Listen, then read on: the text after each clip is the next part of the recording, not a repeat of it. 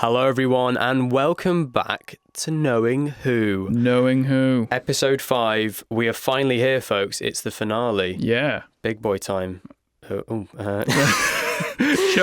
Not the one. I shouldn't have started. We were discussing before we started this who should start this one, and we alternate. And I kind of wish I didn't start this now. That's a shame. But I want to kick off though by just talking straight away about the fact that we saw this week's Doctor episode in the cinema. Yeah. We saw it in the Printworks in Manchester, Millie's hometown. She wasn't there. Sort of. But what a great experience. I know. Legend Ruby Sunday, and then little break in the middle, big countdown on screen. Yeah, 15-minute break, and I tried to go to the bathroom, and every single toilet on the third and second floors, because we were on the third floor of the Printworks, had a queue out the door. All the men's. The women's, apparently, no queue at all. Well, this is what the people have come to hear. This is what they want to know. They want to know the toilet situation. And we had a lovely little message from Millie Gibson. Yeah. Not a personalised Manchester one, which I thought we might have it. Yeah. It didn't happen. No, it didn't happen. And then a great countdown, which was amazing. We went with your girlfriend. Katie, yes. There we go, finally named her.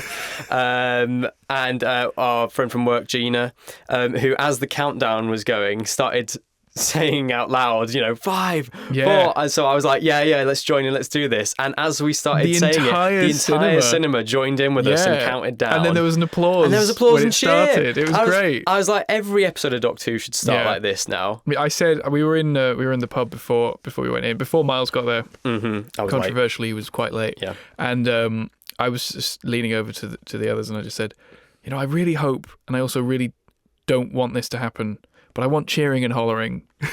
And I think there wasn't as much as I was anticipating. I thought there would be more. But there was some reaction. And there was gasps, and there was audible sort of screams and and things like that, which was really cool. All sorts. And also, as we all do nowadays in the cinema, we sit and watch the whole credits and wait for something. Yeah. But as you'll find out, listener, there was nothing. So what we're going to do now is we're going to play a little clip. Sure they already know. I mean, they've watched the episode. There you have one. Yeah. If you haven't, again, what are you doing? We said that last week. Yeah. We did. 2 weeks ago. But what we're going to do now, dear listeners, is we're going to play you a little clip of our very, very initial thoughts. Yeah. We literally just left the cinema. We're going to jump back in time. Yeah. To about 12 hours ago. Yeah. We are going to rock through time. So let's take you back, everyone. Cue past Ben and Miles. Go. Right, okay. You ready? We are now recording. Okay. Well, officially recording. This is now on. Okay, right. I'm hoping they can hear us. Okay. It's really awkward. If you guys at home can't hear a word we're saying, then we won't use this. We won't use this at all. Okay, so you were just saying to me, you don't know if you're delusional or not. But I did turn to you as soon as the credits had finished and we were all disappointed there was no post-credits thing. Yes. In fact, there was a big groan from the audience when there was no post-credits. I turned to you and I said, I think they nailed that. You did, yeah. Yeah, go on. I think, I enjoyed it very much. I won't deny that. I had a big enjoy, big time. I'm also feeling delirious, as you might be able to tell. Yeah, it's tricky to assess because, what genuinely, time is it? It is 12:59 right now. Yeah, that is the time. It's basically 1 in the morning. On Saturday morning. Yeah, and there's still hordes of people. People are leaving. Well. There's I think there's 4 cinemas here that were all basically sold out. And you were saying before we started that you'd seen loads of people from Doctor Who Twitter. Yeah, that's really nice. All sorts of people from Doctor Who, all sorts of costumes. People dressed up. That's really cool. Yeah. Before I forget, right? Yeah. I said to you just now before we started recording that there was one thing that I clocked pretty early on in the episode. Go on. In the last episode of the hashtag Knowing Who podcast, I said that I had this memory of seeing Mel saying something that I might have made up, that I might have dreamt. Because you didn't recognise it. And then it happened in this episode. And what line was it? So it was when they were looking at the screen and Mel said, "Doctor, it's all about your history." Oh my God, yes, you did say that. I mentioned that last episode. And I just I must have seen that somewhere, either on a Twitter or a TikTok. Or maybe you saw a quote, like had been leaked. So maybe I saw a leak and I didn't realise it was a leak. But I saw that. And I'm not making that up. That is very strange. That must have got released early somehow. Sorry, someone we work with is taking a picture of us recording the podcast right now. This is exclusive insight. Yeah. I mean, it's weird. Let's go back to initial thoughts. But right now, I mean, we've had a drink. We are slightly inebriated. We're 2 hours into a massive screening of both episodes. The 14th Doctor's just walked past us. Yeah, I'm seeing a Tennant coat swishing in the wind. And there's 11 as well. Yeah. So it does feel like a fever dream. But initially, I'm gonna say right now, I think Russell's done the impossible and actually nailed the part 2. Which he doesn't do. And compared to, I mean, we'll talk about our thoughts for part 1. I mean, we have to watch this again and make notes. I think this is the first time ever that part 2 has surpassed part 2's topped it. Part 2's definitely topped it. So I think, there's a lot to go into. I won't get too much into it. I do have a gripe, but I'm not going to mention that just yet. I'm sure Future Ben will later today when we record the actual podcast. I'm just so shocked that it kind of worked. Yeah, and that ending as well. Yeah, that's a weird ending. But I think it worked. Yeah. My girlfriend and our friend from work has just left us. They've just walked off. But yeah, in short, a gut feeling is fantastic. Yeah. So let's watch it again. And then have some sleep. Yeah. Well, no, I'm going to sleep and then watch it. Well, yeah. And maybe change the order of those. We have 2 episodes of Unleashed to watch as well between now and record. Because they're releasing 2 episodes. One for and the a commentary as well. Yeah, I don't know if I'm going to watch the commentary. I'm not going to watch the commentary. But yeah, there's a lot. Yeah, I'm trying to think if there's unpack. anything else immediately that sticks out to me that isn't going to be too meaty for later on. I think save it, but just gut initial reaction from me. Gut reaction. Fantastic. Gut from you. Great, brilliant. There you just go. knocked the mic again. I did knock the mic. I hope that doesn't. I do apologise to audio listeners. I really hope Miles can clean this up in the edit as well. Yeah, because this could sound horrible. I'm looking forward to hearing how this sounds. But yeah, we'll see you on the other side. We shall on Knowing Who. That's so sad. I can't believe we did that in the cinema. So did you watch the commentary? Did I watch the commentary in the end? Yeah. No. Did you watch Unleashed? I watched the Empire of Death Unleashed. Cool. But I haven't watched the special one. No. Cool. I've watched both Unleashed, but not the commentary. And I cannot be bothered. And you've obviously watched Empire of Death again. And yes, I've watched Empire of Death since this morning. So rather than jump straight to that, I think let's kind of take this chronologically. Because there's a lot to talk about, I think the best way is just to talk about it. Back to part 1. Yeah. So let's start with Legend Ruby Sunday. Let's back up. Yeah. Initially, everyone seemed to love this one, or it felt like that to me. Yes. So I personally felt like I was missing out because I didn't really dig it. Okay. I felt like it was all set up for that last 5 minutes. There was no plot progression in my eyes. What did you think initially? On retrospect, I agree. There wasn't much plot going on, especially on the rewatch. But on my first actual watch of it, I really, really loved it. And I've listened to other people's reviews, and I've watched the episode again, and I've seen like tweets and whatever. And people, they either love or hate the very end where there's a twist and a twist and a twist and a twist. Like the bit that comes to my mind is when the Masters music starts playing. I literally shut up in my seat and I thought, wait, whoa, because no one saw that coming. And then obviously it wasn't the Master. It was a real kind of like, oh, they're not going here, are they? Exactly, yeah. Which then made that feel a bit more like that's deliberate misdirection, or you're just being very lazy and you didn't think about the fact that is a theme, that is a character theme. That is someone's theme. I assume it was a misdirect. I assume that was a deliberate thing. And I didn't. We've been joking the whole season about Sutekh and assuming that Sutekh wasn't going to come back. We literally made the Susan Tech. We literally technology was that in the joke last episode? Yeah, in the last episode. Because we were just joking, and we were thinking, there's no way they're bringing Sutekh back. That would be so stupid. He's a one-off bad guy, and obviously he was good, but he's not that level of. And he came back, and I sort of just lost it when I just literally, because I don't know, I just went what, and I couldn't speak for a couple seconds because I genuinely was not expecting it to happen. You watched it in the morning, right? Yes. So I finished work. I didn't watch it at midnight. I finished work at midnight, so I thought, well, balls to it, I'll just watch it. So I was in that kind of weird state of deliriousness. Like we were this morning. Yeah, kind of like exactly the same thing, to the point where when that reveal happened, which we'll talk about in a bit, but like it really did feel like am I dreaming right now? Because this seems very surreal. But yeah, let's start with the beginning of it, because I feel like personally the setup for this episode, we were already missing stuff. And in fact, we actually got it revealed recently in Doctor Who magazine, apparently, that there was a missing pre-title sequence that was originally written. Yeah. Which is exactly what this story could have done with. We needed to see more of Susan that led them to then go to unit. From our perspective, we last saw Susan Twist as a painting in Rogue, which they then apparently jumped from the end of Rogue, from that ending, where the Doctor saunters is probably the wrong word, the Doctor walks quite morosely into the TARDIS after losing Rogue.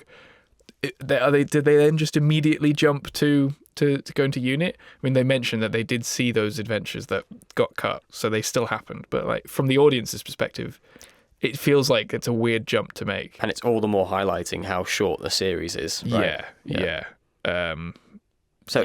It just feels like we needed an impetus for that.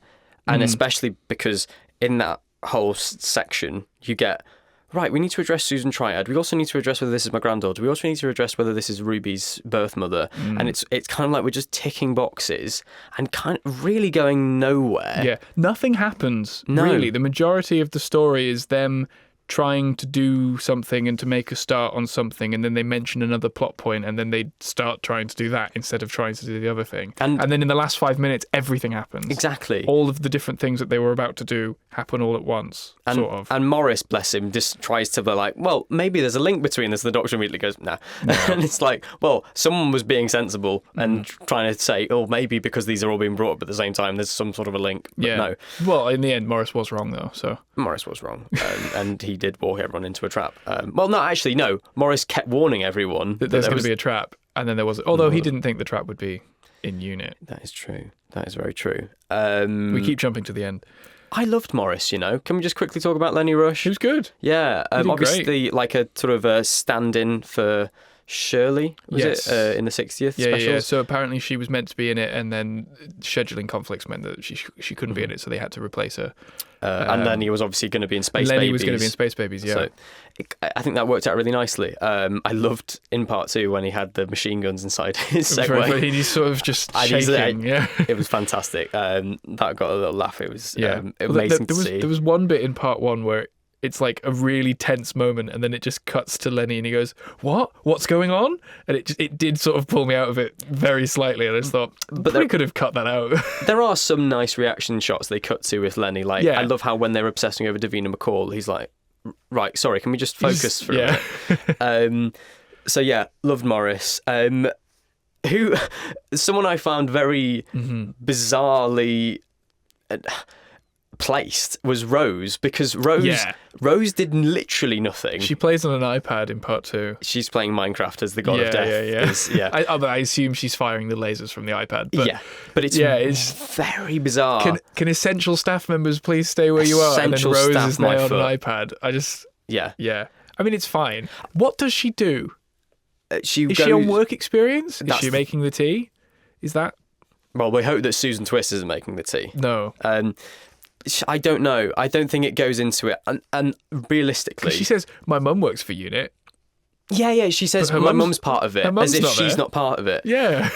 I think realistically, Russell's kind of going, Yasmin Finney, huge actor, a real coup to get her for the show. Yeah. So any excuse, really. And realistically... being on that upwards trajectory that her career is, I don't think Doctor Who will ever get her again. So Fair. It's kind of like, she's got a free space in her schedule, let's chuck her in there. I don't really have a problem with her being there, to be honest. I just wanted a bit more of a reason as to why she was there. I'd like to see more of a character, because she was great in The Star Beast, and it's like to just chuck her in and feel like, well, where's that character that we saw there? But then... Also, I had the thought on my rewatch where Ruby and Yasmin and Rose both go off to Ruby's flat to get the VHS tape. I suddenly think, well, Rose is like 15 and Ruby's 19, turning 20 almost. No, she's not. She's like 19. I think she's, her 20th birthday would be Christmas this year, I think. So like there's quite a big age gap. When I was 15, I wasn't hanging out with 19-year-olds, and I don't think as a 19-year-old I'd want to hang out with a 15-year-old. So I just had that moment of thought, thinking, okay, this is a strange setup. Everyone's just quite chummy, I think, aren't they? That's the kind of thing with this series, and they're kind of making this new, which I like. They're kind of making this new unit family, which was kind of a big thing in the John Pertwee era.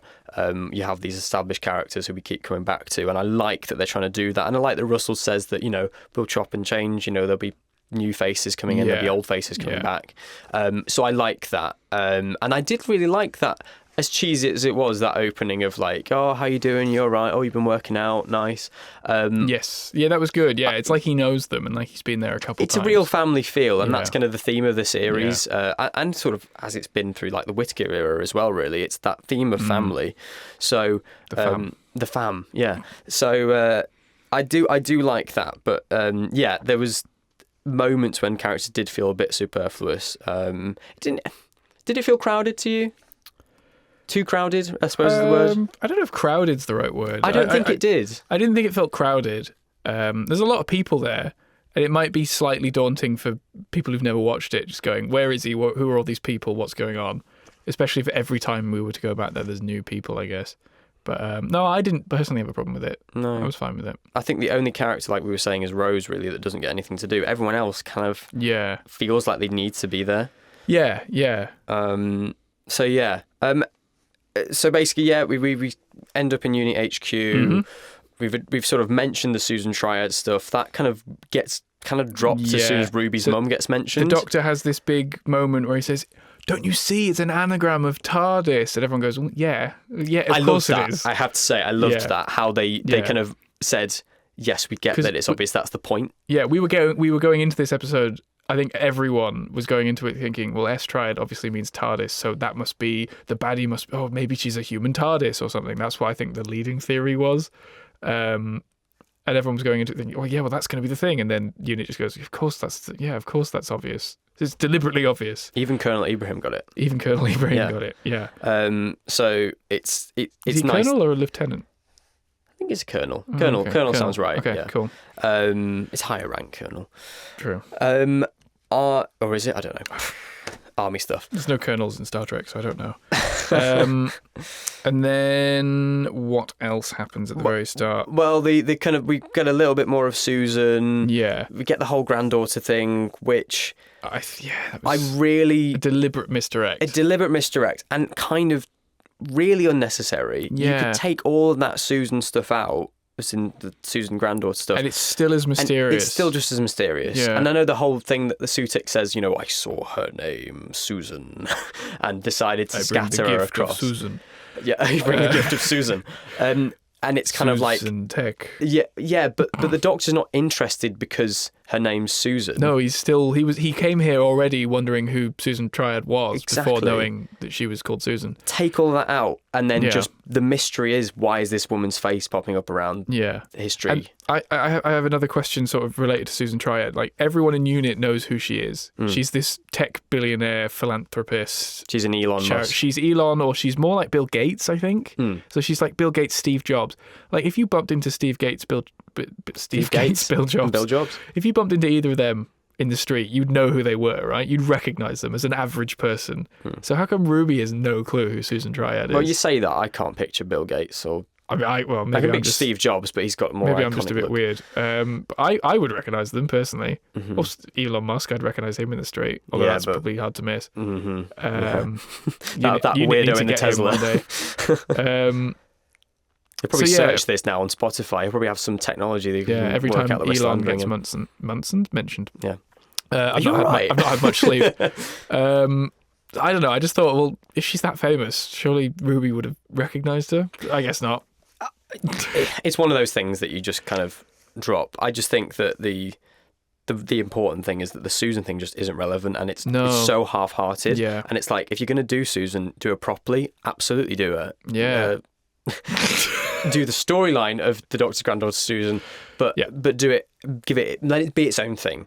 We didn't need any of that. Give it its own episode. Take all that out and just focus on Susan Triad and then the secondary mystery of Ruby's mum.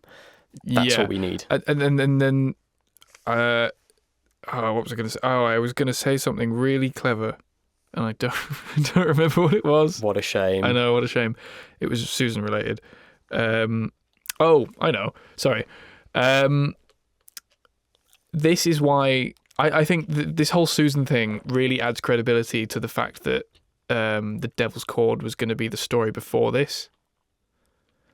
Interesting. So you know how early on in our second episode of Knowing Who, we were saying Devil's Cord probably shouldn't have been episode 2, it should have been later on in the series, and there's loads of rumours that it was actually later on in the series and they've moved it forwards. Like the line, you've been travelling with me for 6 months and stuff like that. I think I know where you're going with this. And then in the next episode, you've not been on an alien planet yet, even though she'd been travelling for 6 months. That whole thing. In that episode establishes Harbinger, gods. One who waits. It's almost here. The song inside you, which doesn't actually get addressed. And it also establishes Susan and the Doctor having a granddaughter. And it even mentions, I have a granddaughter, but maybe not kids, which is mentioned again in this episode. So a lot of the stuff that's mentioned in Devil's Cord is then mentioned again. And it would make sense as to why Ruby goes, oh, Susan, that's the same name as your granddaughter, because she just found out in the previous story. I think that would make a lot more sense. So I guess they just brought it forward because, hey, musicals. But, I think they should have left it there. 100%. I think the Devil's Cord would have been a great pre-season finale. I think Rogue would have been a great season opener or second episode. Yeah. But someone found out recently, there's confirmation that it was never going to be the case because the Doctor doesn't have Rogue's ring on his finger in Devil's Cord, whereas in Legend of Ruby Sunday, okay, it's fair enough. So, does he have any rings on when he's dressed in his Devil's Cord? Yeah. Oh, okay, cool. Yeah. No, well, I guess not. So, well, maybe maybe when they were written, they were that way around, and then when it came to production, they decided otherwise. But yeah, it feels weird that it does feel like it should have been the episode before this. I think we can all use our headcanon and rearrange it. When we do a rewatch, we can... We'll just watch it in whatever order. They're fairly easy to rearrange as well. There's nothing that kind of sticks them to there's no cliffhangers apart from the finale. So anyway, yes, back to this episode actually. The Doctor mentions Ruby mystery. We learn there's a VHS. We go back to her flat, and she finds this. Mrs. Flood pops up again. She does. To look after Ruby's gran. We get that ominous, we'd all like a lot of things that aren't going to happen. Yeah, which the BBC Twitter account posted, the Doctor Who Twitter account posted, which was very funny. It's become a big meme, and it got a laugh in the cinema, I think. It did, yeah. And then the ominous, he waits no more, and he adopts him. And then this big storm cloud rolls in, which doesn't come back. In that story or the next story. Or the next one. Well, you get a different kind of cloud. Sure. And then we return back to Unit HQ. Yeah. Time window. Yep. What is the time window? It's a big, it's a big. It's a big wall. That's what it is. Thanks. I mean, my LED wall was what I was trying to get at. My thought is because the whole thing is made, do you have time travel technology? But it's not. Is it a portal or is it a projection? It's a projection, but then it somehow manifests real objects. And that you can't interact with because it'd be dangerous to move. But then you do sort of interact with them because Ruby's mother sort of phases through them and they can't bring that back. I don't know. It's very... And then Sutekh manifests himself and kills someone in the projection, which isn't actually happening, but it is. I don't know. So I don't know how it works. It could have done with a bit more explanation, to be honest, because it is kind of a crucial part of the story. Yeah. It's just I felt as I was watching it, it didn't help that I was there going, I don't understand what this actually is. Yeah. And then nothing really happens. Like they use it. We see the scene that we saw in the Church on Ruby Road. We see that whole sequence of the Doctor going to fight the goblins and then the woman pointing at the sign, which is not the sign, pointing at the TARDIS. It's not a sign. Not until next episode it's not a sign. Because the sign isn't there. Yeah. Because you see the lamppost, but it's whatever. It's phasing in and out or whatever. Yeah. It is a weird sequence. But I guess useful. And then Cheetham Hill dies. Cheetham Hill got a cheer. Cheetham Hill, got a cheer in the cinema as well. Well, from us. No, I think others as well. I think I was expecting more when they mentioned Manchester. Yeah. But I think there were sort of mumbles and sort of giggles, and when they said Tameside and Cheetham Hill and whatever. And we weren't that far from Cheetham Hill actually. We're probably in the closest cinema to Cheetham Hill in Manchester. And the scariest bit of the whole episode when you just hear that ghostly whisper of Cheetham Hill.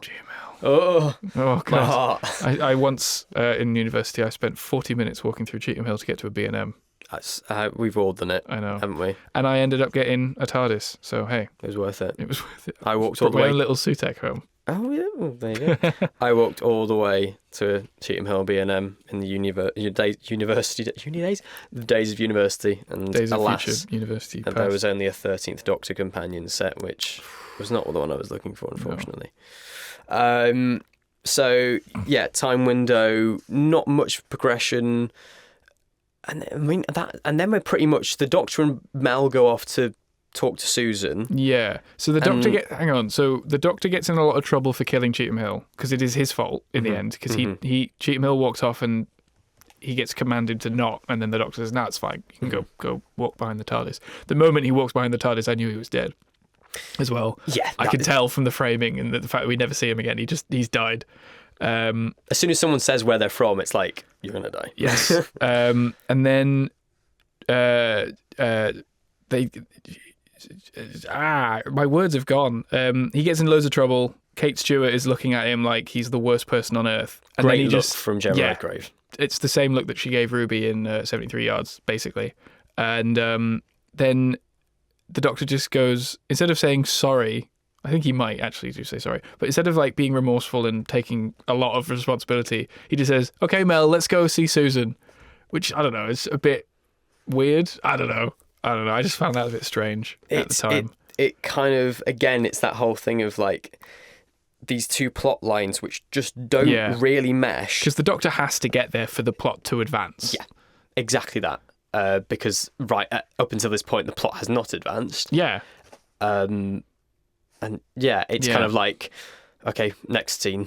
Yeah. Let's reset. And then he has his teenager moment where he punches a wall in anger because he's about to meet his granddaughter because he thinks that she's his granddaughter. I just thought it's not going to be. I think it's more a moment of him being a bit self-pitying. Yeah. And I love how Mel turns around and goes, "You don't know." Like, just that's a good line from her, yeah. The way Bonnie Langford delivers it, it's just like, that's what you need. That's what we want. We want a bit of fiery Mel to be like, okay, get up and sort it now. Yeah. You know, what good's this going to do? Shame that she wasn't there all the other times in the season when he's been having a teary moment. He has a lot of teary moments in this story as well. Loads. Yeah. Anyway, continuing on. They see Susan. Yes, they do. They, get a chance to ask her these questions. Do you dream of being an ambulance? That's become a meme now. In the cinema, that got a laugh. It did get a laugh. When he said, "Do you dream of being an ambulance?" And the people, I think, who hadn't seen the episode were laughing as well. They just thought, well, that's such an absurd thing to ask. My notes don't really have much of that. I've got a question. Like, why does Susan not have an audience? Like, is that just a joke on tech moguls being not connected to their market or something?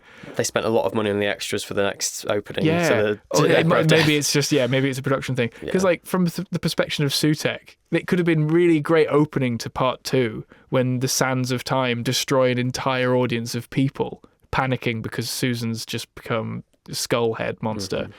Like, I don't know, it feels really weird that she's just sat there with no audience. I think it would have been more dramatic, really, wouldn't it? Because we would have got that, like you say, it'd have been a really impressive moment of terror. Instead of killing a handful of people. I mean, they do immediately kill the entire world, but like... And also the moment when the Doctor sees Susan become this thing, and all the TV execs standing behind him, they're not running in terror and going, "Oh my God, what the hell?" They're just like, "Oh, that's a bit weird. I wonder what's going on here then."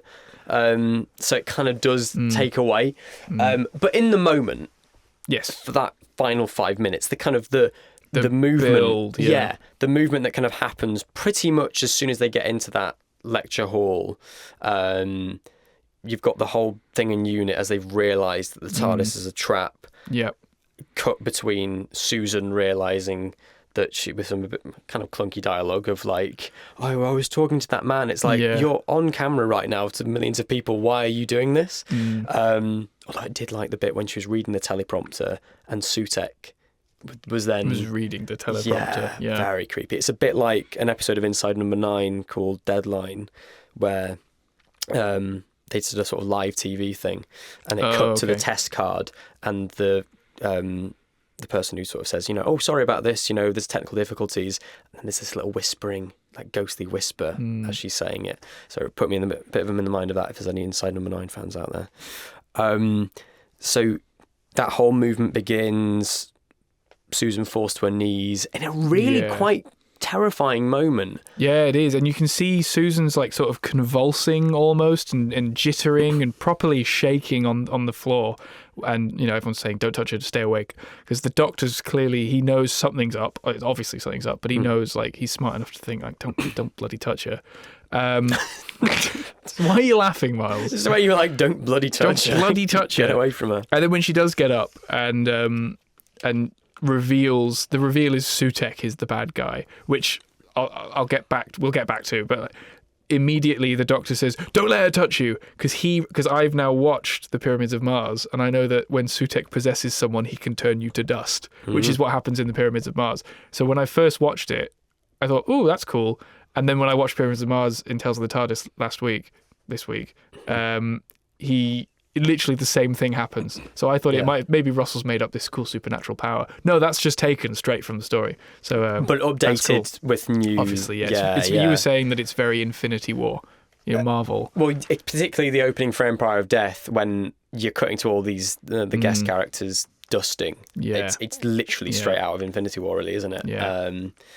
To the point where well, we'll talk a bit more about this in Empire of Death. You kind of know how this has got to conclude in a certain way. Yeah. But that's not really a problem, and we'll talk more about that later. So a fantastic cliffhanger moment. I mean, as much as I thought the run up to it just didn't really do anything for me, that final 5 minutes was heart-stopping, and at 1 a.m, was proper terrifying. I'm sure. Yeah. I was going to bed and I was like, Doctor Who hasn't really freaked me out like that in a long while. And I wonder how kids will have coped with that as well. Yeah. Maybe kids are a bit more robust these days, but I think I would have really been terrified. I would have been pretty scared of that, of the faces, of the Susan skull Twist, faces. Yeah. And the Doctor's reaction as well. Yeah. He was properly horrified. When you see the Doctor, the Doctor's that terrified, I think, as an audience member, you go, okay, then this is really bad. Just like how Tom Baker in the Pyramids of Mars kind of is very much dour and somber because there's no time for jokes here, really. This is big. This is a big deal. Yeah. So we get the big reveal, and it's Sutekh. Oh my God, Sutekh. It's not an anagram. It's not an anagram, Doctor. No. People have done that to death. Very much, obviously not an anagram. Yeah. And again, it added to the fever dream nature. Seeing the word Sutekh on screen come together. It was happening, and I just slowly was thinking, no, it's not Sutekh. That's not going to happen. We didn't guess this from just seeing sand in a trailer. It's not, and that's all it was. We saw sand in a trailer 10 weeks ago, and we immediately guessed it was Sutekh, and it was. I just thought it was so impossible. Yeah. And then Sutekh on all the screens. God, I lost it. And the marvellous voice of Gabriel Wolfe. Yes. The redesign of Sutekh and the fantastic cliffhanger line of, I bring Sutekh's gift of death to your vile, incessant universe. Also taken from Pyramids of Mars, which I didn't know. Sort of tweaked version. Yeah, the bit on the end, but he does say, I bring Sutekh's gift of death to all humanity. Does he say that? Cool. Yeah. So, lovely ending to a part 1 that I think ultimately was kind of superfluous, and I was a bit disappointed because I thought, gosh, if I don't like part 1, and part 1's usually the track record of part 1s in Doctor Who history, they're usually the stronger part. You look at World Enough and Time, you look at Pandorica Opens, you look at running through my file of facts of Doctor Who episodes now, but predominantly the part 1 is the one that does it, and then it's sometimes part 2 doesn't quite stick the landing as much. Yeah. So I was a bit apprehensive after that. I don't know, how did you feel? You enjoyed it more. I enjoyed obviously. the story. So at the end, I enjoyed the whole thing. I mean, overall, I think it's still a good part one. Sure, you have valid points that you've brought up, and that's completely fine. But I came out of it loving it, and I did enjoy the whole thing. As I was watching it, like, sure, I said that the beginning 40 minutes, we've just said like the beginning 40 minutes were basically nothing, and nothing really happens. But like as I was watching it, it just went by like that instantly. I had no problem with that while watching it. It wasn't till like on my rewatch or like seeing what people said afterwards, I sort of thought along those lines.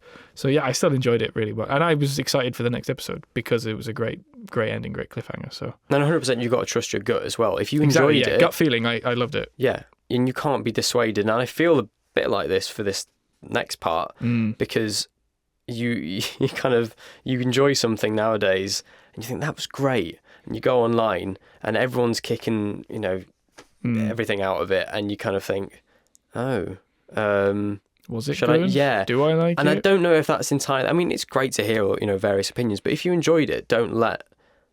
Which is why I didn't really say much on it online. Like, I just thought I didn't enjoy it.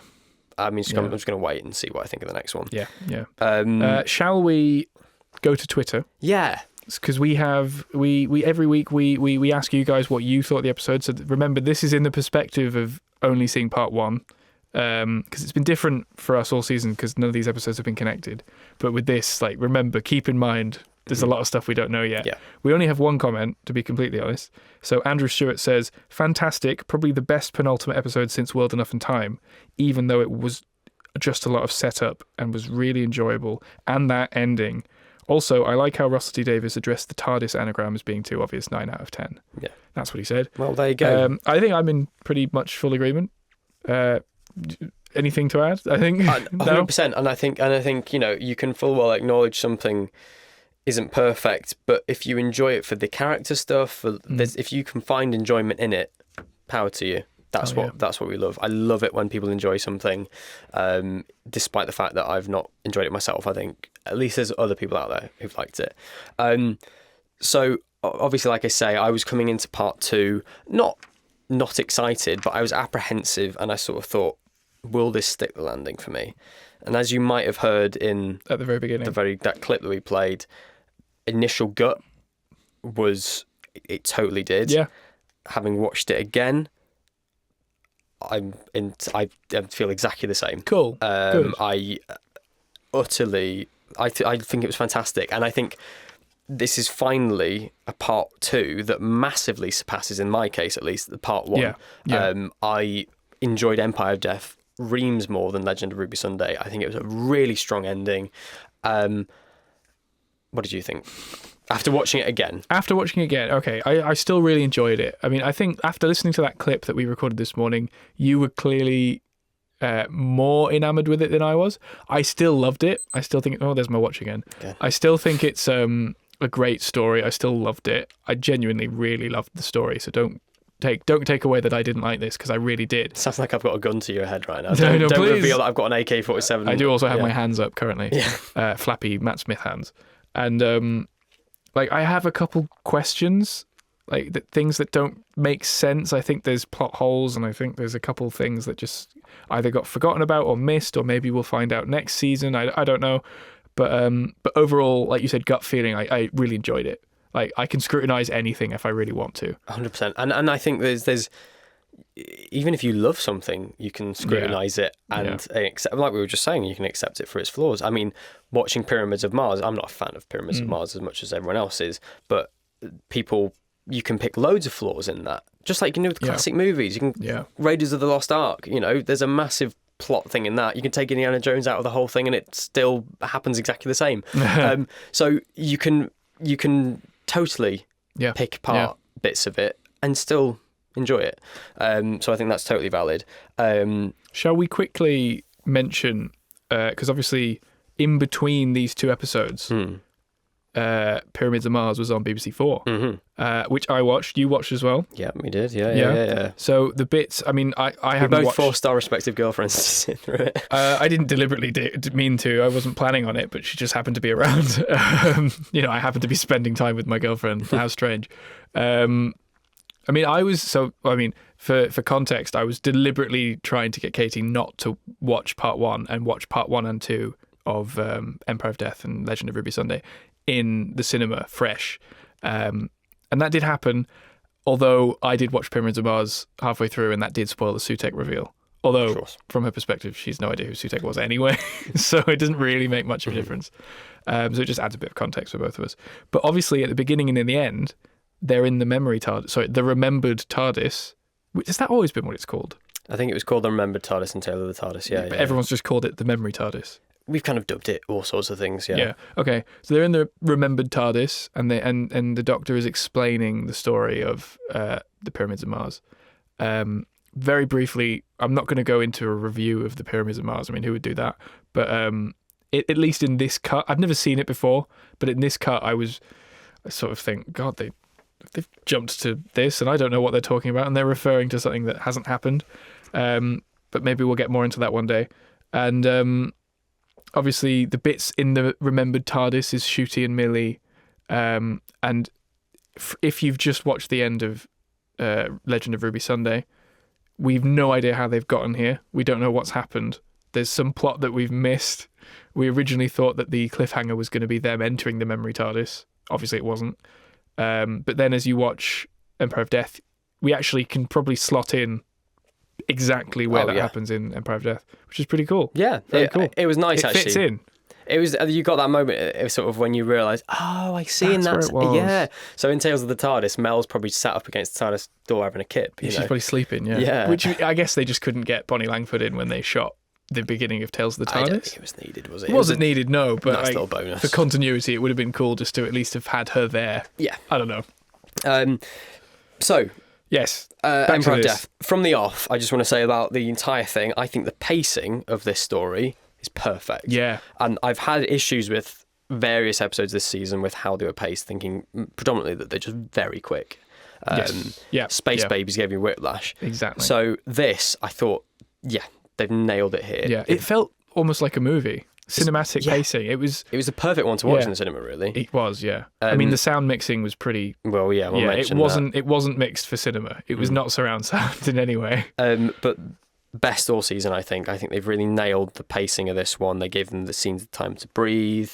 And yeah, I was thinking that as I was watching the second time, I thought, I really feel like I'm actually just.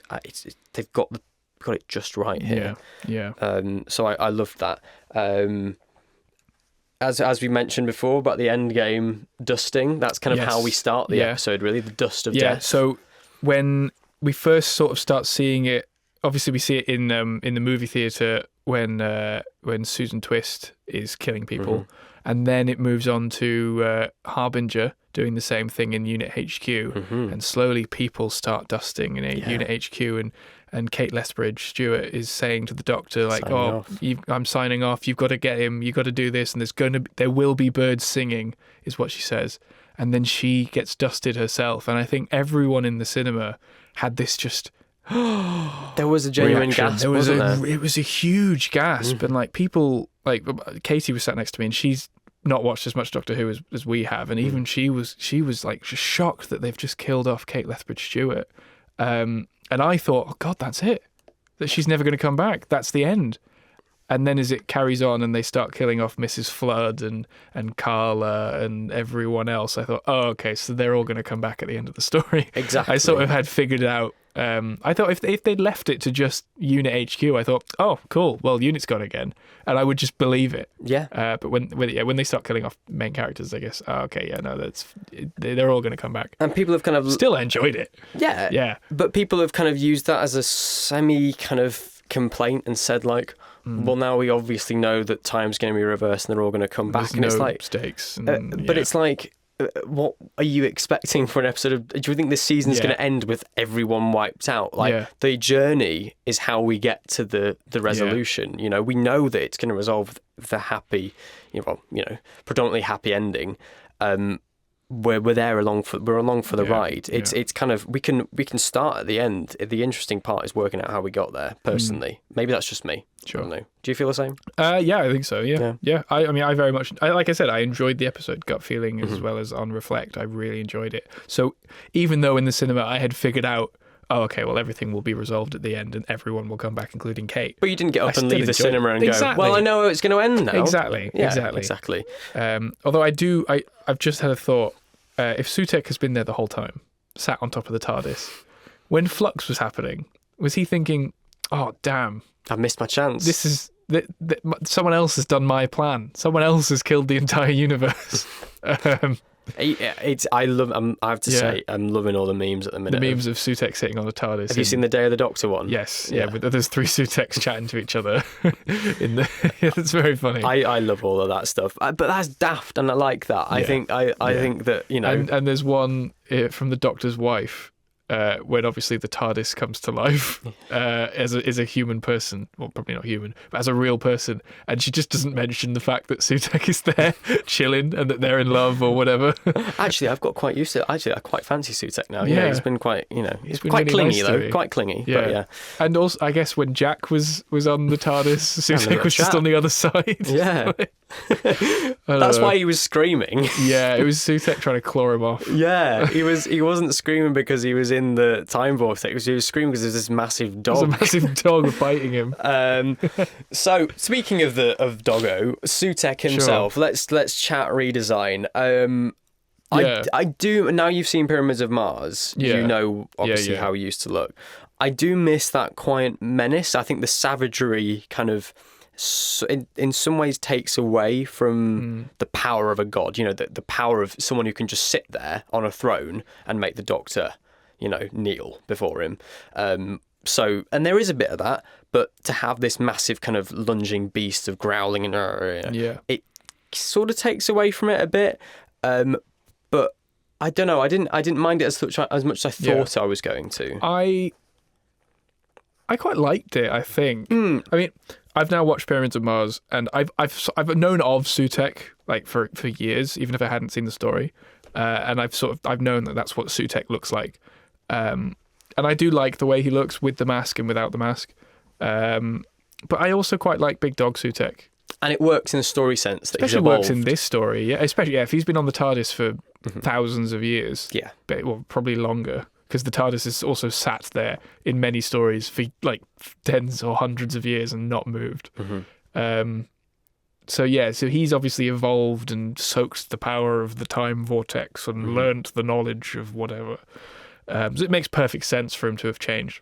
And what was interesting as well, obviously we had the updated effects in Pyramids for the Tales of the TARDIS, and I was surprised actually how many clips of Pyramids they used during this episode. They do, yeah. I guess that's for people who couldn't have watched Tales of the TARDIS. Exactly. And maybe when they wrote this originally, they didn't know that Tales of the TARDIS was going to happen. Who knows? It also makes sense as well because they often cut back to the shot of Sutekh in the time vortex at the end of that story with the jackal head as opposed to his mask. I don't think we ever see the mask in this story, but we do see him with his original jackal head. So it therefore makes sense that, he's evolved from a jackal-headed humanoid into this... to an actual big jackal. Yeah.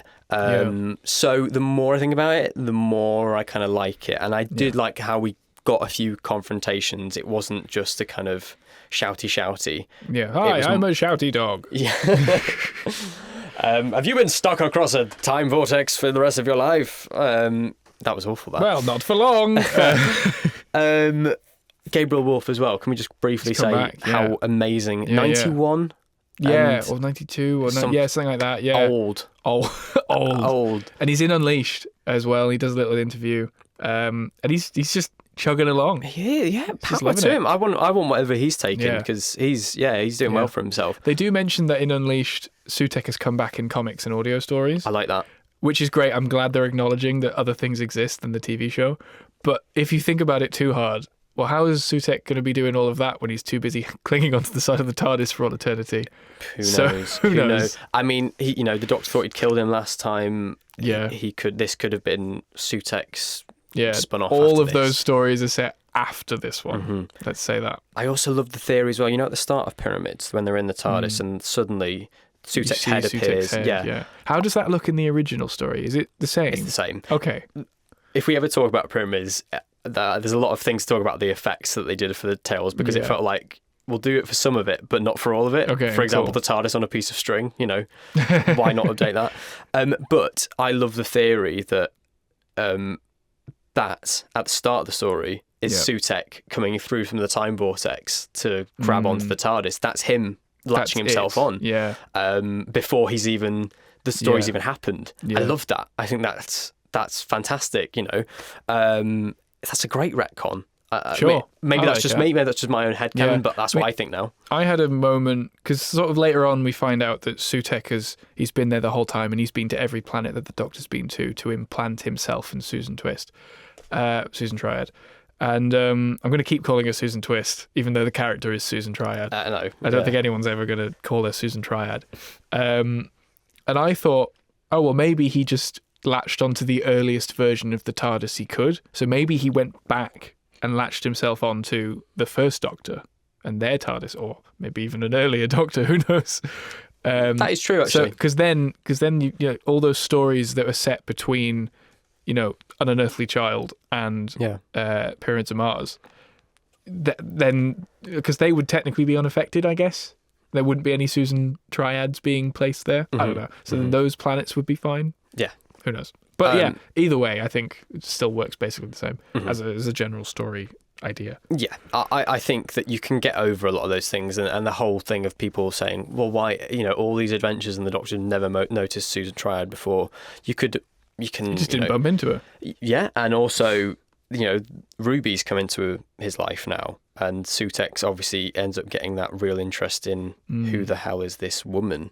For some reason. I think it's because there's no link whatsoever, and Sutekh, just because he's wiped out everyone else, and there's this whole sort of family line of bits of as your family gets picked off along the timeline, you'll get picked off, and you can't do that for Ruby because he just genuinely has no idea who it originally was. Is that what it is? I think Sutekh can't figure out who her mum is, and therefore can't kill Ruby. Sutekh doesn't have DNA testing. Yeah. He's not doing him a call. Is that the idea? Is that why he wants to know who Ruby's mum is? I think so. Because I was watching it and I'm just thinking, why the hell do you care? I think it's because especially when we find out who her mum is later on. But that's something that we will get to. We will get to that. But I think it's this whole thing of a god who's wiped out everything except for the Doctor, who's intentionally left, and Ruby, who he can't get because he doesn't know the lineage, and therefore there's this enigma, and he becomes so fixated, like a power-mad god does, on the tiniest of thing, the tiniest flaw in their plan, to the point where it's their detriment, because, he's so fixated on that he lets his guard down and he gets put on a leash. It's I think that if you look at it through that frame, that because Sutekh is just like us. He's theorizing. He's like, what manner of creature could have been involved in this? Yeah. And again, that's stuff we'll get to. So we'll leave that because let's jump back, there's a lot to say about that. We still really are talking about the beginning of the episode, aren't we? So Sutekh, we get that lovely confrontation. Yeah. A confrontation. We were just talking about dusting and people being dusted, really. But they get back to the time window. Yes, okay, cool. Sutekh arrives. The mixing in the cinema was awful. I couldn't understand a word. I missed quite a lot. I mean, I think I sort of got the gist. I've watched and watching it again since on a telly. I could hear it perfectly well, but in the cinema it was so echoey. Yeah, I watched it with headphones on, and it was perfect. So it was mixed really strange. I mean, it was mixed stereo, but I guess they couldn't afford to get a cinema mix done because this would have gone through Final Post. 100%. Like a year ago? Oh, well, they would have had a year to fix this? We work in post and we know how much goes into that. I just whacked a television. That's fantastic. Yeah. Well, you have a habit of hitting things. I do. I'm very in recording. I should clarify. Yes, please clarify that. I think that... the room we're in right now has an Atmos sort of surround sound capability. There was a lot of testing they could have done, but anyway, it's by the by. Whatever. Maybe it's Cinema Live's fault, not the BBC. Let's blame them. So yeah, and we go into the memory TARDIS, or the remembered they escape TARDIS, into exactly the remembered TARDIS, which played such a crucial role in the episode. It's such a cool set as well. I've not watched any of the other Tales of the TARDIS, so I know that it's the same set that they've been using essentially. Maybe it looks a bit smaller to what has been in a couple. It's identical. Yeah. Because it's a great set. It's beautiful. And then in Unleashed, they sort of go into a bit more detail, and you see more of the Easter eggs. And it is like the stuff that's on those shelves in the background is so cool. All of it. Yeah. The Doctor Who experience has just been raided. I know. So immediately, my first thought when I saw half of a sixth of Matt Smith's console was, oh God, have they hacked off a bit of the TARDIS console, or have they made a replica? Please tell me that can safely go back together if there's another experience or a museum one day. I'm sure it will. Because I would be heartbroken if we're never going to see that console because they took it apart for Tales of the TARDIS. The same with Tennant one. Yeah, well, I don't think it is. Well, I guess it would have been the Tennant one, the Tennant prop, but it's painted more like the War Doctor's one, which I guess is probably because they shot that most recently with that TARDIS set. Who knows? Because it was painted sort of white and a bit more classic. But either way, it's a gorgeous set. It's such a I nice love set. how Bonnie gets a moment with both Colin's coat and cravat, and then she's having a sleep on McCoy's jumper. And there's so sweet. Screwdrivers from all the Doctors. You can see 14 Sonic is in the console. You can. I noticed that on second watch. I noticed in the first one. I was really in that scene. I was literally just looking at the background. Yeah. And there's a bit when Bonnie pulls out 13 Sonic, which got a giggle in the is. cinema when we saw that. That was quite funny. Loved that. And then they used the scarf. They used Tom Baker's scarf to tie down switches and things. And it was such a lovely set. Beautiful. And I'm So so nice. glad that Russell, after they'd filmed that series, went, we need to do something else for the anniversary. We've got this beautiful set. All we need to do is get some actors back, pop them in new costumes, and boom, we've got Tales of the TARDIS. Yeah. I don't know whether the Pyramids one would have come before in terms of, or we could do that, and then they thought we could do the Doctor's one. In the other Tales of the TARDISes, was there as much remastering as there was in this one? I think, if I remember rightly, all the ones they use, Are they bar from the Mind collection Robber, set are from versions? collection sets. Okay. So they'd already been remastered. And there was no special effects other than, I think Fenric was the special edition version, but that's by the by. But they did do some trimming. I know specifically the Time Meddler. I remember watching that one and noticing that they definitely trimmed quite a few scenes in there. But not to the same extent as Pyramids. I mean, obviously Pyramids was cut by Ben Cook, so it was. And he did the Daleks, and he cut that in very similar ways. So.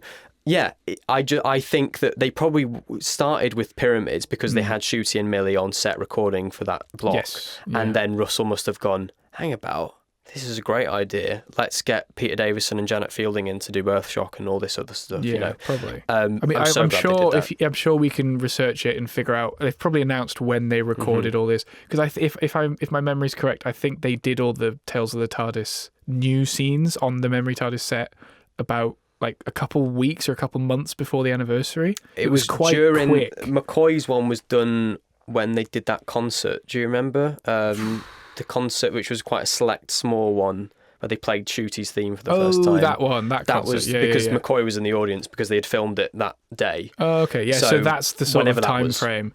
But yeah, because then if you think about when they would have shot Empire of Death, that would have been, I think, June, July, according to Unleashed. So yeah, I'm sure you can go back and figure out what the time frame was as to when they shot all of these. And I love how, I mean, at the time we didn't really have an issue with it. We were just like, oh wow, this is such a bizarre idea, a remembered TARDIS, wow. But now we can look back and we can go, so that TARDIS is now flung off into space and time, that must have just gone off. Just pulling random Doctors together. It's just kidnapping people. It's just nicking people from time to time because it gets a bit lonely. Or maybe it needs that life force and memory to sort of keep it alive. Yeah, because you can tell that it's in this episode it's sort of dying at some points, and it needs more memories to keep it. Beautiful idea. But I hope we get more. I'm sure we will. I hope we get I hope we get modern stories as well. I hope it's not just classic. Because I think it'd be really nice just to get little epilogues of characters from Modern Who, characters that I know, basically. Yeah. But yeah, I'll probably go back and watch some of those Tales of the TARDISes now. 100%. Because I've watched one now. Recommend them. Especially, I mean, you've seen Sarah Jane Adventures, haven't you? Yeah, so there's one with Clyde. There's the one with Clyde and Joe. Yeah. So, yeah. So that sort of along the same lines of that, the kind of references embedded within that.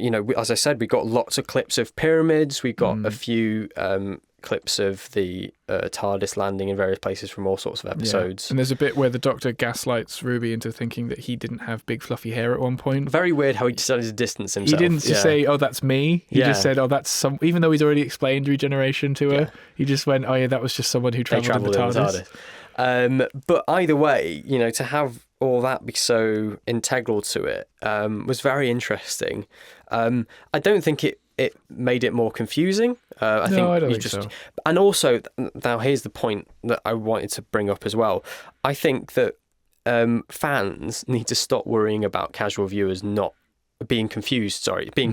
By all this stuff, because no one I've spoken to, like Izzy, for example, she hadn't seen pyramids, or she'd seen some classic bits that I'd forced her to endure, but the Sutekh reveal, I was like, were you confused? Did you think, oh, should I know who this is? Blah blah blah. And she was like, no, I just thought, oh wow, it's this big, godlike character. I think if there's any references and things like that, casual viewers pick it up just like we did when we were getting into the show. When we were kids, we just sort of went, "Oh, well, he's met them before." Yeah, that's all it is. You jump into any episode. You wouldn't say, "I've got to start at series 1." You'd go in all sorts of, and you just go, "Oh, well, I guess they've met them at some point. I've guessed that." People will have seen Snake Dance before they've seen Kinder. There's all these different. Ben just looked at me like I'd been sick on the floor. He was so confused. Are they two stories? I've never heard Mara. of either of them. Snake Dance is a sequel to Kinder, which is Mara stories. I haven't heard of either of those stories.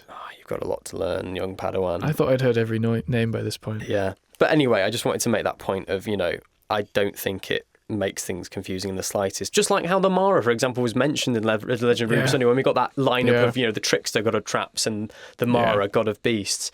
No one was sat home going, well, I don't know who any of these people are. It was just a fun little thing that you could just pick up and go, oh. If you get it, you get it. If 100%. You don't. Just like how you would have seen Tom Baker and Liz Sladen on those screens, and if you hadn't seen any of the classic stuff before, you'd have taken the Doctor's word for it. You'd have just gone, oh, well, I'll, however he explains it. Well, the Doctor also says, oh, it's showing my memories. Exactly. So it's pretty... This guy's got a big figure past. It out. Yeah.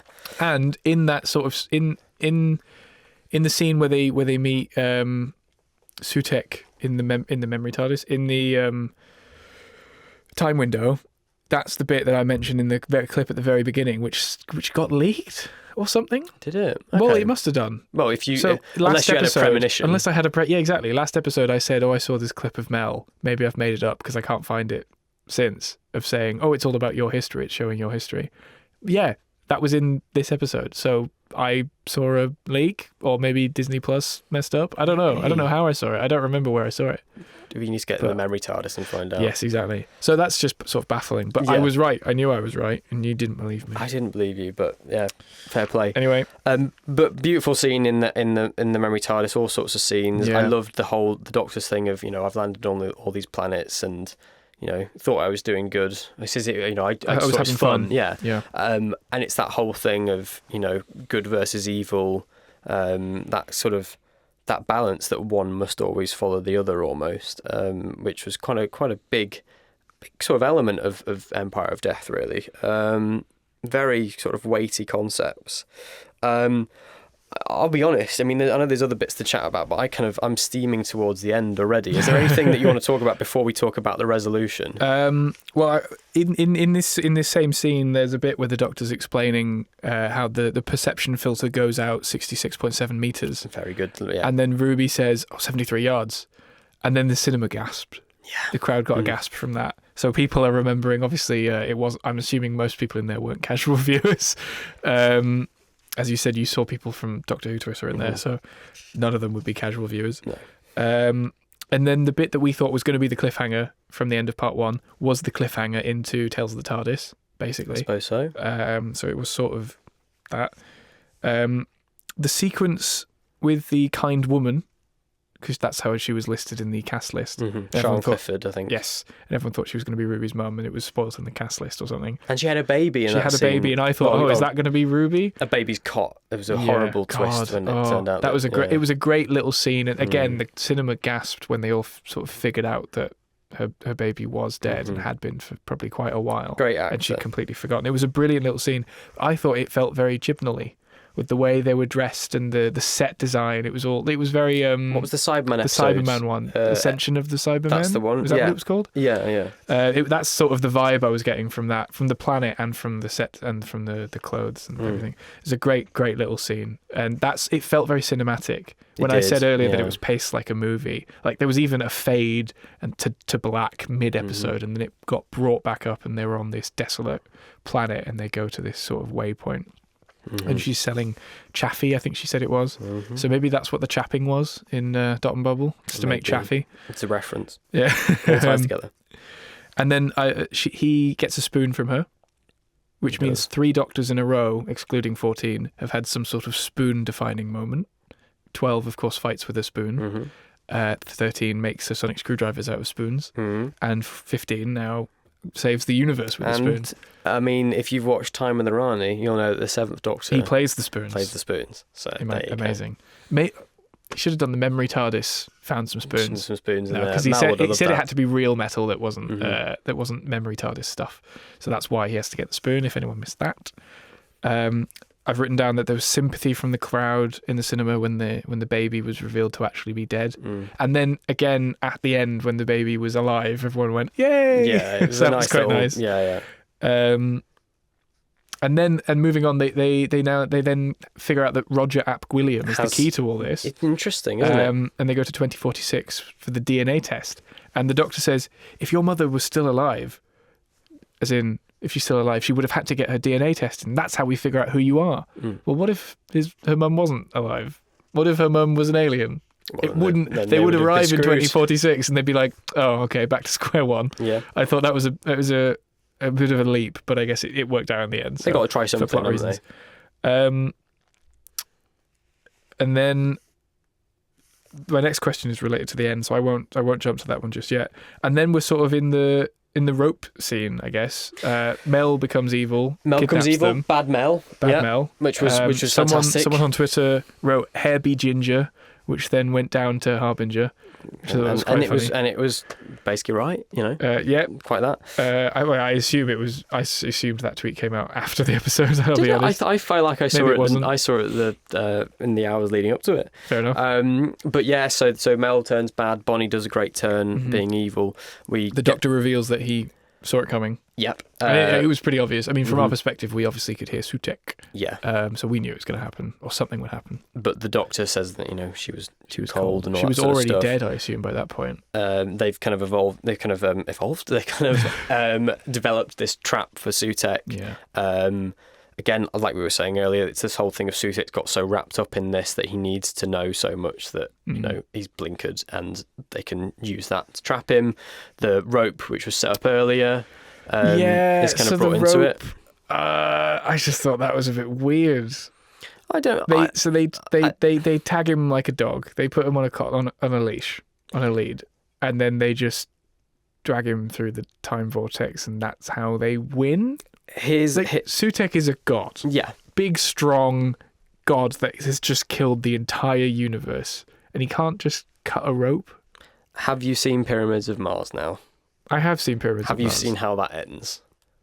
I did, yeah. He just sort of stands up and says, "No," and then I win. Falls back through. I think pushes him through. If you're okay with that, then this is. I mean, the same complaint can be levelled against both, I suppose. Okay, fair enough. I don't know. I just thought, because like the way they end up cutting the rope to let him fall into the time vortex is he just closes the TARDIS doors. Is that how they? I don't know. I thought that's what seems to happen. Sure. It looks like the rope snaps when the doors close.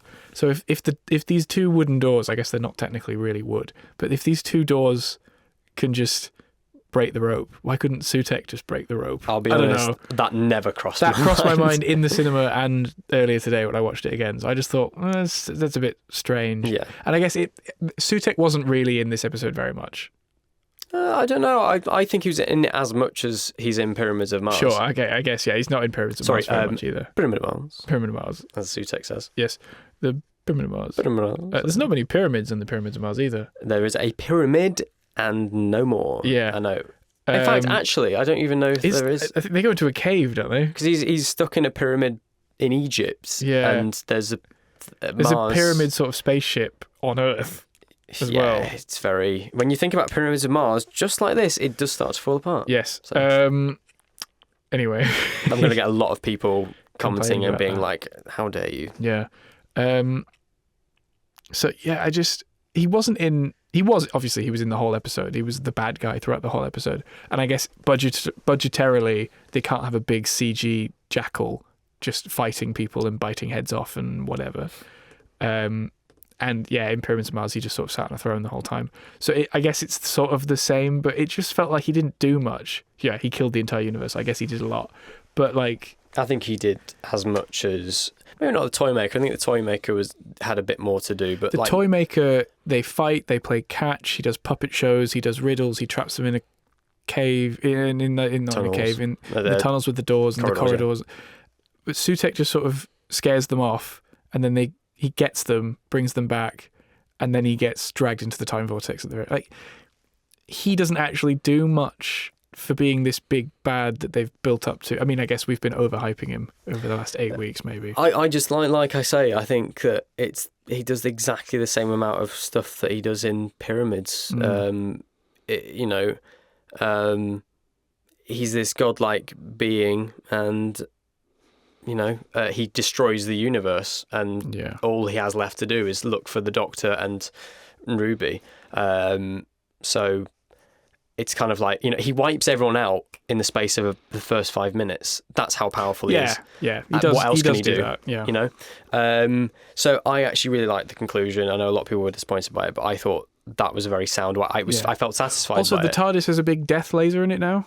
Does it? Well, it's not death, but it uses a green laser to push out Harbinger. Yeah, but has that always been there? Probably. If the Doctor had an irritating companion that he wanted it off very quickly. Them out. So Sutekh gets defeated. Everyone gets dedusted. Yes. Endgame style. Yeah, they come back to life. As predicted. As predicted, but what else is going to happen? Again, enjoyed the story. Kate and Colonel Ibrahim hold hands, and the internet got very angry. It's very annoying because they thought she was lesbian or something. I mean, each their own. Power to them. But it was a very, very odd moment that they decided to suddenly. It's like you've not even. Yeah, they've not established that. I think in any way. I think they're just good mates. Yeah, they could be. Yeah. Headcanon. Yeah. Until there's something explicitly stated that they're dating or whatever. I mean, HR might get very annoyed. Who knows? We get a lovely scene of them all sat around. Yeah. Lenny Rush devouring a pizza, cold pizza, as we were saying. I'm assuming in universe it's a hot pizza, but it looks like a cold pizza that's come out of the fridge. He does a good job of making it look tasty. Actually, I want to jump back slightly. Oh. I had a realization in the cinema, right? I sat up in my seat. I sort of rearranged because we were in these big reclining seats, and I sort of sat myself up to because I thought I'd predicted something that was about to happen, and it didn't happen. But the Doctor says every planet I've ever visited, life has been brought back to, and I thought, Gallifrey, not addressed in any way. No, I don't think. But I thought, oh my God, they're going to bring Gallifrey back, and they didn't. But maybe off screen, he's restored Gallifrey again. Who knows? I don't think so at all. I think that a lot of people were saying. I thought that was going to be a big reveal. A lot of people were saying this stuff about, does that mean that everyone's come back to life now? I don't think that was the point. I think it was just that not everyone. All it's done is just a reset button for what Sutekh's just done. Yeah. At the beginning of this story, everyone else. I mean, he could dust everyone on the Ood sphere, and then the story would still progress. Everyone could come back to life, and then an Ood could get shot instantly. Yeah. The story continues. All I think it is just the sort of a rewind of what Sutekh's done. But again, I don't have an issue with that because we need to get things back somehow.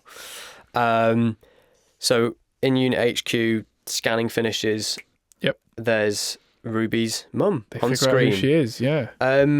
What was your gut feeling in the moment when suddenly these photos of some woman's Instagram pop up on screen? I thought, Oh, she's Okay. a normal human woman.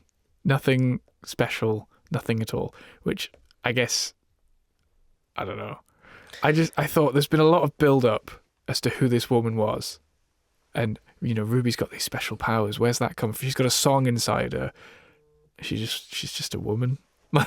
Well, I'm going to admit, as soon as it all came up, I did have a moment of, what? Yeah. Oh my god, it's just a normal woman, and I was sold on it straight away. I think exactly all the stuff you've just said is very much the point, and I'm sure you kind of know that because they literally spell it out. Yeah. It's this whole thing of, she was so ordinary, and that in its own way, a lot like it's kind of Russell's way of writing that the ordinary is so extraordinary. And I wrote down the bit that Shooty said of she was important because we think she was important. That's how everything happens. Every war, every religion, every love story, we invest them with significance. Yeah. And I think that are you a Star Wars fan? No. Well, there was this whole thing of the recent sequel trilogy. I saw that. I think in the commentary, I haven't watched it, but Russell mentions that it's based on Rey. Yeah, because Rey in The Last Jedi, the middle story of that trilogy, is told your parents were just they were just drunk traders. They were nothing, and it's a real turning point because it's like, oh well, so I'm not part of this legendary status. I am just me. And it was kind of like a very interesting... and then suddenly in the last one, they turn it around and go, no, actually, you're the daughter of the Emperor or some... It was awful. So I love how Russell kind of took that and went, how do we run with that in a different way? And I think it's because fans have been doing exactly that for the whole series. We've been going, who is her mum? Who could it be? And realistically, if you look back on it, a lot of our theories are just our own impressions that we've just invested, you've just put on top of this. Yeah. The snow stuff has just come about because it was this delicate thing in time, whatever. It was, time was spread thin and it makes it snow or something. I'm That's happy what to the let Doctor says that, in part 1. I'm happy to let that lie because it was just, it was a visual thing, fine, whatever. Yeah. And again, it still could have been my theory in 73 Yards that it just happened to be snowing and Russell went, oh, that's a cool thing to bring back. Who knows? The song... Which is why it doesn't have an The song is very central to the song, Devil's Chord. It's a Devil's Chord thing, but I don't... Because, the song that Ruby ends up singing in the Devil's Chord, sure, it plays Tubular Bells? Carol of the Bells, which we hear again... Shepherd's Carol of the Bells or something like that. Izzy found the exact version of it. Oh, okay. Yeah, it's not the Carol of the Bells we're all used to. Cool. It turned out not to matter in the slightest, but anyway. No, but we hear that in part 1 when they go back to Christmas Eve in 2004, and then Ruby then sings her own song, and it's not her theme, which we hear earlier in the Devil's Chord and at various points in this series. It's just a song which happens to sound very similar to the Trickster's theme from Sarah Jane or something. That's what a lot of people online were saying. But what is the explanation to her having that song inside her? Well, we don't know. It might be a Series 2 thing, or they just never bring it up again. I think there's this I don't know. There's this whole thing of Sutekh sort of being there on that night and kind of fixating on it all, and also, why was Ruby's mum wearing a big cloak? Apparently, Russell has given a reason for it and said, it was time shrouding her. Again, it's another thing. I totally accept. It is ridiculous. It's daft, but I'm willing to look past all of that because I think that for me personally, there's so much of the surrounding stuff and the crux of it is so emotionally satisfying for me. Yeah. And that was totally sold by the scene in the cafe. Scene in the cafe. I did love that scene. I think everyone pretty much has gone... I was close to tears in the cinema. Oh, genuinely. 100%. I mean, it might have been because I was delirious and super tired because I wasn't close to tears earlier on. But it's done so watching beautifully. It in that environment, it definitely pulled me there. And it's done so beautifully in the sense that you expect Ruby to just walk in and be like, hiya, you're my mum. But it's that's beautiful thing of she's almost planned this. Yeah. And she's engineered it beautiful performance by both of those performers. Yes, you know. Faye McKeever plays her mum. I looked into that. Okay.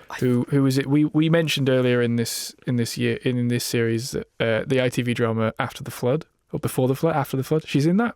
Well, there Fun you go. fact. No. Because I looked on her IMDb and I thought, oh, that's funny. Yeah, I think she's in Time as well. Yes, she is. Yes, and also the Responder. Yeah, with a Liverpudlian accent. So I was half expecting her to come out with yeah, right.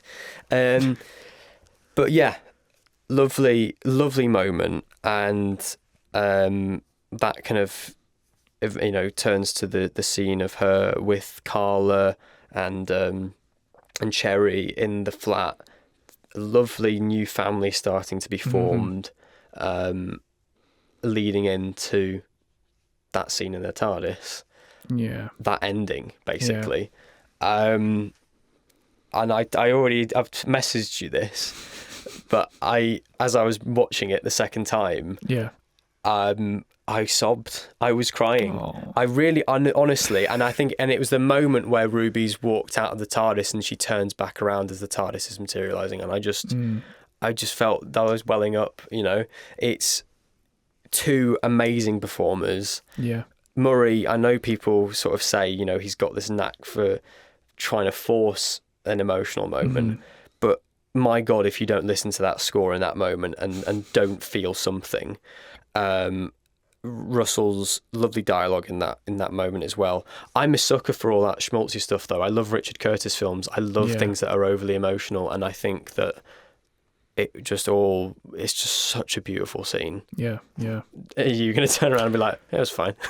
Basically. Yeah. I mean, I like the scene. I certainly no qualms with it. Shooty, of course, breaks down. The Doctor breaks down in tears only after she's left. After she's left, so he stays strong. And he was going to say, I love you too, but they cut it out. Did they? Yeah. Okay, cool. And I think that was perfect decision. Yeah. Exactly what you want. Yeah. I mean, I assume when she says I love you, she means it in a friendly way. She's not suddenly admitting that she had a crush on him as well, the where whole she time. turns around and goes, as mates. Yeah.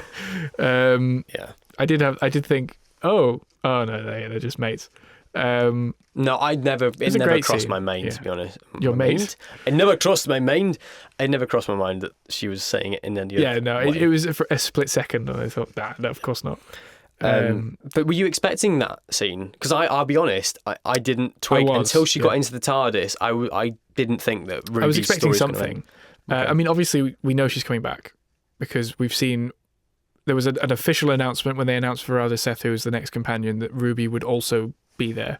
We've also seen her on set filming season 2, and we've seen a clip now. We've seen officially released clips of her in season 2, and I think it's from the finale as well. Actually, really? That clip that they released of her in the pub or wherever she was, we'll find out. Telling off those men. I loved that bit. It's a great moment. I do love it. Go on then, big lad. Exactly. Yeah. And we know that she's coming back, and they've announced it officially as well in Unleashed and in various places. But I was expecting her to not be to have that moment. I was also going into this episode. I had this realization literally as we were walking in, like, oh, the last 15 minutes are going to be set after the bad guy's defeated because it's a Russell finale, and it's literally like 15 minutes worth of stuff, and I have no problems with that. I think it was a good 15 minutes, and it was well spent. And I was expecting a farewell for Ruby, at least for now, because we know that in the Christmas special coming up, which we now sort of have a clip for. There's a clip in Unleashed of the next Unleashed. There's not a clip of the Christmas special, but it is of the Christmas special, behind the scenes of the Christmas special. We also get confirmation from the BBC that Stephen Moffat's writing it, which we hadn't gotten. It was just Moffat had confirmed it by himself. So that's all confirmed now. But we knew that in the Christmas special, we're going to be joined by Nicola Coughlan from Derry Very well Girls. Pronounced. Thank you. Done. Well, I am half Irish. Oh. So am I. Oh, there we go. We must have mentioned that to each Maybe other, we're brothers. Yeah. Everyone is, because everyone is in Ireland. Exactly. We're allowed to say that. I have an Irish passport. So we knew that she was going to be coming in and that Ruby was nowhere to be seen. So I sort of was expecting this to come in some form. Maybe not in this emotional big moment, but I knew that at some point they would go, okay, we'll see you later. I'm going to go off without you now, which did happen. And then, of course, immediately afterwards, we get this moment of Mrs. Flood on the roof. what a moment. Yeah, everyone in the what an cinema ending. loved that, didn't they? Yeah, there were giggles and laughs and gasps and the whole shebang. And I sort of got the vibe of Last Christmas, the 2014 Christmas special, because was it snowing? Yeah, it was snowing. I guess because Ruby was with her mum or something. Because I guess this is set in June. She's got a brolly up, hasn't she? She's got a brolly up. She's dressed all in white. People have compared her to Romana, dressed all in white. Romana 1. And people have also compared her to Clara as well, because she's in most of the story. She's wearing the thing that Clara wore when she died, or a very similar top. Wrong colour. Is it? It's pink, not blue. But it looks in blue this story. No, the one that she wears with the collar. Yeah, it's pink. Well, I think in all the ones that she's worn that outfit, it's pink, not blue. I think some of the lighting in some of the scenes looks a bit grey. Yeah. Anyway, it doesn't matter. By the by. So people are theorising she's dressing up as companions or something. But I guess we're going to find out who Mrs. Flood is pretty soon. So like I said earlier on in the season, we've seen her on location for next season as well. So we knew that, and they always said that she was going to be a slow burn. Yeah. So we're going to slowly find out more about Mrs. Flood. I assume, I don't know if she's going to be the bad guy next season, but series 1 and 2 were sort of planned as one, from what we can tell. So Mrs. Flood will be a big part of next season, I think. She had such plans. So We'll find out what them plans are. Yeah, wouldn't you like to know? Wouldn't we all like to get these things? We would, but we won't find out until next year. And as we say in the clip that we put at the very beginning of this, we all sat waiting for the end of the credits. Yeah. Because we were hoping we'd get a next time trailer, and we didn't. And no one groaned louder than Ben in the cinema. I literally went, oh. Yeah. Because I was saying to sort of you guys who are, the people I came with, like, oh no, we're not going to, because immediately Katie turned to me and said, so what did you think? And I said, well, listen to the Knowing Who podcast. And then I said, well, hang on, let's wait for a next time trailer. And then there was no next time trailer. And I think because I said that, I think other people who we weren't with just sort of thought, oh, maybe there's a next time trailer. Oh, and then you could sort of hear people going, oh, hang on. And then nothing happened, and that's when everyone went, oh. It's indicative of modern cinema audiences, though. After Marvel films, we just expect post-credits things now. I mean, what time is it now? It's so as the time of recording, this episode hasn't actually gone on TV yet. So maybe they might drop something after it goes on TV. So obviously we won't talk about that in this podcast because we literally don't know what it's going to be yet. But who knows? I thought they might drop a trailer, which they would have put on TV, but they didn't. Oh well. I mean, I've exhausted everything that I can think of. I think I've basically, we get a proper dematerialization right at the end as well. The TARDIS demats. We do. Yeah, for the first time. I think. Have we seen many demats other than the weird one in Wild Blue Yonder or the end of Star Beast? I don't think we have. I can't think of one. No. So there we go. We get a proper dematerialization. I still think he's going to be flying it rough next season, though. I think that's just a budget thing. It's just a thing now with the TARDIS. It's just that's also, I did put a note at the very start of my notes from the last episode. I apologise. The TARDIS was groaning. It was ill. It was story related. Yeah. It was Sutekh. They literally posted a clip of it. They did. Yeah. So I said it wasn't, and it was just related to the episode that it was in, and it was understood. No, it was a thing that was actually happening. My bad. Okay. Well. That's all our opinions. Yeah. Ben, shall we turn to the internet? What does the internet think? Yes. What have people been saying? We actually got quite a lot of responses to this one compared to episode 1 when we only had the one. People were very vocal about this one. They were. I've not gone through. Surprising. That's weird for Doctor Who fans, isn't it? Finale. Yeah, So yes, I've not gone through these yet, but I will have a quick glance. Tom Coates says, "Not gonna lie, I was a bit underwhelmed. It's been such a good season and they set up the finale so well, but there was some amazing human bits in it, great moments. The 2 big plot resolutions were both a bit flat. And why was her 15-year-old mother in a cloak pointing at signs without a face and the Doctor's memories changing underneath him? It doesn't make any sense. Was she into D&D? Was she a goth? They do make blonde goths, they're just super rare. That's what he's written in his tweet. I don't know. I don't have any of the answers. I did ask, I think, most of those questions. Yeah. But as I said, I think there's a certain extent of suspend your disbelief and shrouding. Just go along with it. Yeah, and Russell's given a reason. That's the explanation. I guess. He's accepted that it is. I bring the gift of blonde goths. But yes, Sutekh's gifts of blonde goths. James says, I think it was good and will be reappraised in the future. Performances were irrefutably fantastic. Ruby's pause was well handled, which was obviously Ruby leaving the TARDIS was actually a pause. That's what Russell says in Unleashed. So we know that she'll be back. This is just a pause on her character for now. Because how could you not, Exactly, yeah. They're so good together. Like, you wouldn't get rid of her. I more meant, how could you not pause just after that revelation in your life? It just doesn't make any sense. She'd fly off and then come back a couple months later when, exactly. Yeah. Sutekh, given his grandeur, also well handled. Perhaps not the best finale ever, but by no means the worst. Yeah, that's Battle of Ranskor Avkolos.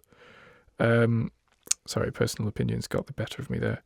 Analysing Doctor Who says, it felt like the story itself should have been a two-parter, like how Utopia Sound of Drums Last of the Time Lords was. Okay. I think I agree. It would be nice. We'd always like Sutekh we'd always like a three-parter. We'd always like a more... I would, yeah. But we've got to draw a line, and also you could tell that they sort of were cramming stuff in, because that pre-titles previously was 5 seconds long, wasn't it? Yeah, and it was an extra 10 minutes longer than every episode this season. So they obviously went, let's just squeeze everything we can out of this runtime. So. Yeah, and Joshua Carpenter says, as a line of single stories, I think this is probably one of the strongest runs. The beginning and the end of the series are low points, but still enjoyable. And the middle has some great memorable episodes that stay on the tip of the tongue. And then someone's replied to that. Oh, it's him again. As an actual series itself, I think it's weakened by overarching factors. The nature of simple, self-contained, great episodes in the middle mean there's some connective tissue missing.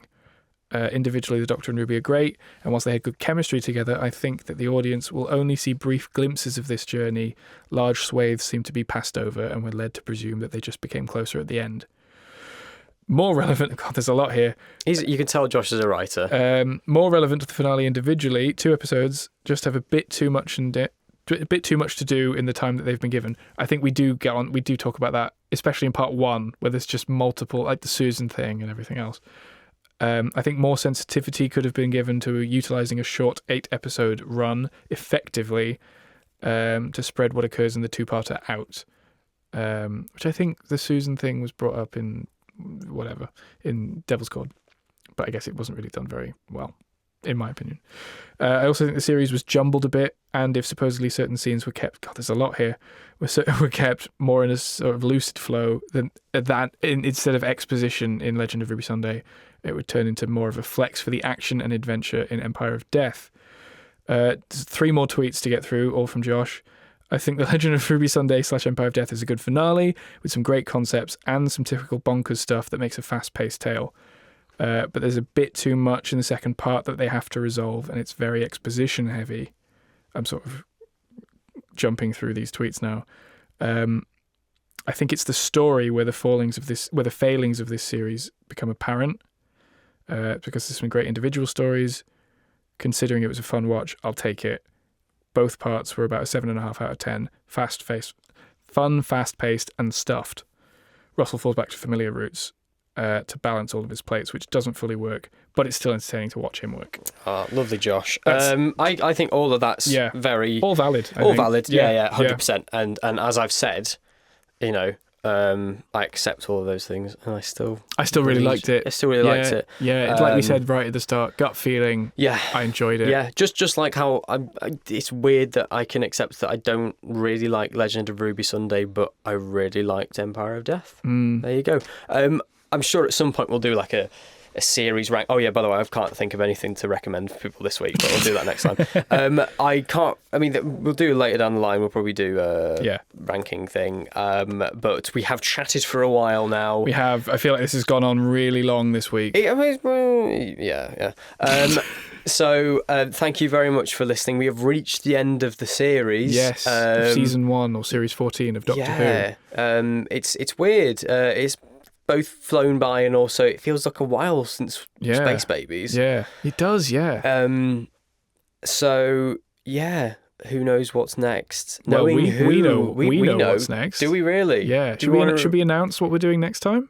Go for it if you want. Yeah? Yeah. So in a couple weeks, hopefully in 2 weeks like normal, but who knows, in a couple weeks we will be reviewing The Pyramids of Mars. Pyramid of Mars. We've obviously, in this episode, we've talked that we've both watched Tales of the TARDIS. I think we're both going to go and watch the full actual story on iPlayer. That's the idea. Yeah, I think you should. Yeah. And we will be giving our full review of a classic story. Our first classic review. The first classic review of Knowing Who, and classic review. Yeah, and we'll be asking for your thoughts. We'll be asking. Yes, for, we'll put out little questions and things for you guys, hopefully as well. And we've got lots of plans. Oh, I had such plans for the rest of Knowing Who. Yes, we've jumped in with Pyramids of Mars for obvious reasons. We did have other plans. We won't get into them just yet. Mrs. Flood knows those. But Mrs. Flood knows our plans. But yes, so we will see you then for a trip to Mars, Egypt, and cultural appropriation. Yeah. So look forward to that. Until then, thank you very much for listening. You can find Ben on Twitter at Ben P. Davidson. And you can find myself on Twitter at Tailored Vision. You can find Knowing Who on various social media sites. Every single possible thing you could think of, probably not all of them, but we're at Knowing Who Pod on everything that we're on.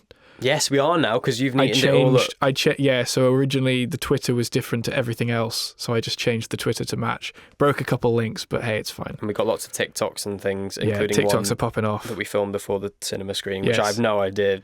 Apparently it's a trend. Yeah. I then watched it again this morning, and we forgot to cut out a bit of you going amazing. That always happens whenever I film couldn't hear something. It in the cinema. My voice just trails on after I've shot something. So go and check us out on there, and we will see you very soon for more episodes of Knowing Who. I can't believe we did it again. So lame. You've been listening to Knowing Who, another Doctor Who podcast with me, Miles Taylor. And me, Ben Davidson. Thank you to Sonny King for producing our theme tune. And thank you to you for listening. You can find us on Spotify and Apple Podcasts, plus YouTube on the Tailored Vision YouTube channel. You can also follow us on Twitter at Knowing Who. Catch you next time for more Knowing Who.